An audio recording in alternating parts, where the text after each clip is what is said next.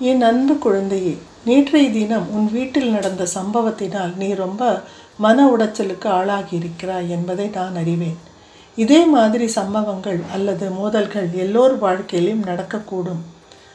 வருத்தப்படுவதை விட்டு இதிலிருந்து என்ன பாடம் கற்றுக்கொள்ள கிடைக்கிறது என்பதை உணரு. சில நேரங்களில் எல்லைகளை அமைத்து அங்கிருந்து வெளியேறுவது தவிர வேறு வழியில்லை. எல்லோரையும் சந்தோஷமாக வைக்க நினைக்கின்ற ஒரு சத்குரு அல்லது ஒரு சிறந்த ஆசானுக்கே இந்த நிலைமை அவர்களை மீறி இருக்கும்போது நீ ஏன் முயற்சி செய்கிறாய்? மக்களை சந்தோஷப்படுத்துவது நல்ல உறவுகளை பாதுகாப்பதற்கான ஒரு பதில் என்பது இல்லை. எதை விட வேண்டுமோ அதை விட்டுவிட வேண்டும். அலையின் திசையில் பயணம் செய்.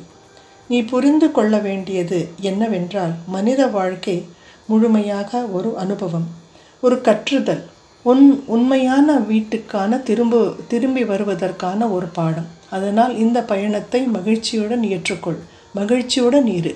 என் ஆசீர்வாதங்கள்.